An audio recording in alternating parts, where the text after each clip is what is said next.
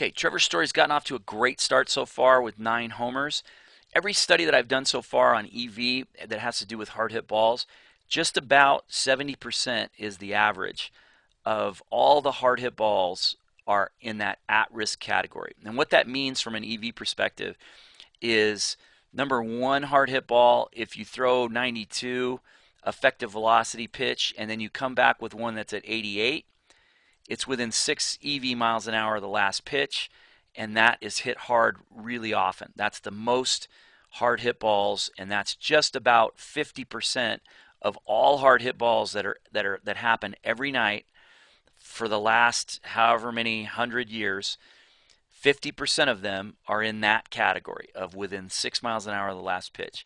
Because for guys to time pitches up, they need something to measure it off of. And when you throw back-to-back pitches within 6 miles an hour of each other, you are at risk. You are asking for an accident to take place. The other way is if you throw fastballs, or any pitch for that matter, that's in a speed range that the hitter is the most prepared to hit.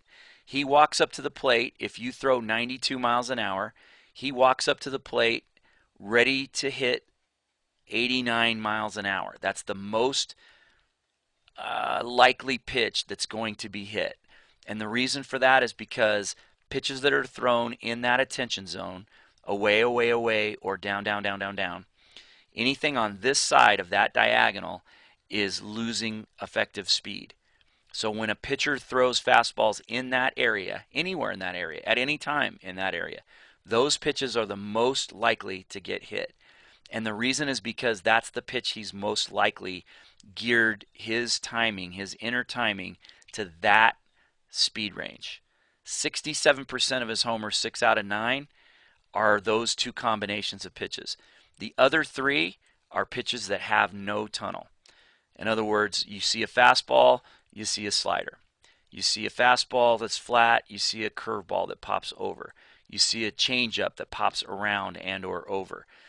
Whatever makes it visible makes it easier to hit. Is it easy to hit? No. Is it easier to hit than pitches that are coming out of a tunnel and then disappearing? Absolutely. So when you look at hard hit balls, they happen for a reason, and this is no exception. Pitches that he's hitting are pitches that are on the minus side with that exception, or they're back-to-back pitches in the same 6 mile an hour range, or they're pitches that are showing up and revealing themselves earlier or easier than a fastball, than the fastball plane. Those are the types of homers that are getting hit. So when you look at the breakdown, 4 of them are the at-risk type that are within 6 EV miles an hour of each other. 2 of them were thrown in that attention zone, and then 3 of them, technically not at risk, 3 of those were pitches that had no tunnel.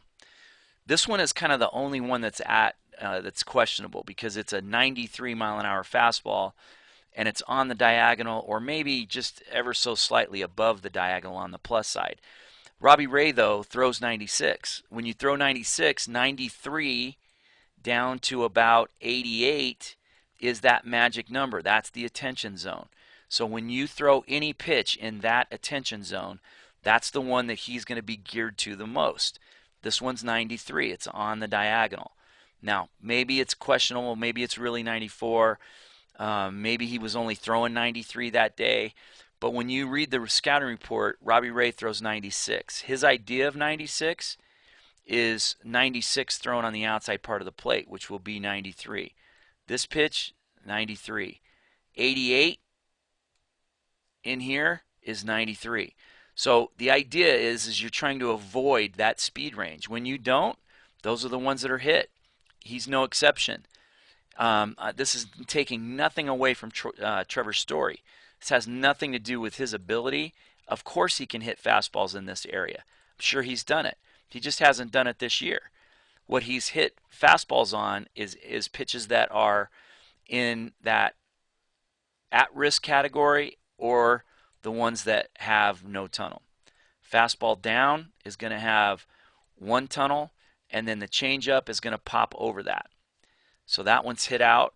Fastball, slower fastball. This is the most common hard hit ball that happens. is a fastball this one's at 98 EV, coming back with 93 right after it.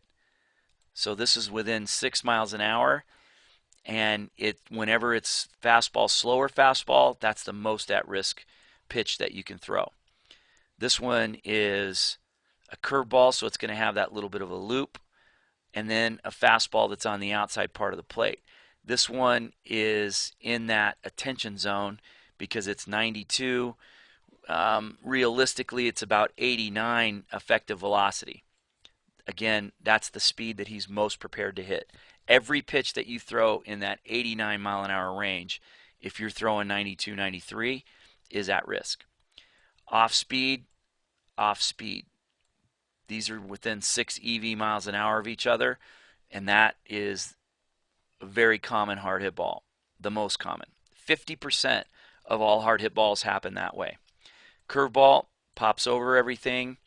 That one is one that has the minimal amount of deception. Granted, it's a curveball. Granted, it's the first pitch of the at-bat.